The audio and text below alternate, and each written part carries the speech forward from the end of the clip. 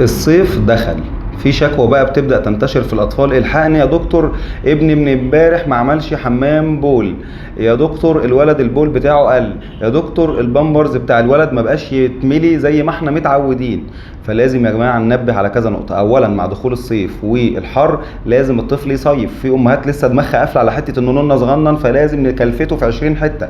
اتعاملوا معاه لأنه إنسان، الجو حر صيفي له وشغلي مروحة وشغلي تكييف، تعاملي عادي خالص على إنه إنسان ويستحمى.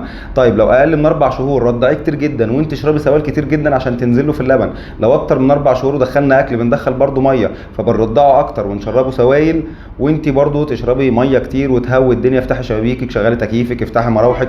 يعني تعاملوا معاه على انه انسان عادي بيتخنق زي ما احنا بنتخنق بالظبط، وبيتحر وبيعرق وبيجيله جفاف.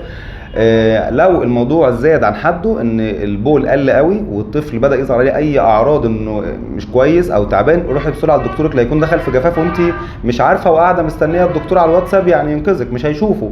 يعني هو على الواتساب لو الطفل دخل في جفاف الدكتور مش شايف الطفل، فهنا ما ينفعش ان انت لسه قاعده بتسالي على الفيسبوك وعلى الجروبات، لا انزلي بسرعه للدكتور يطمنك، يقول لك في مشكله او ما فيش. ربنا يحفظ ولادكم جميعا.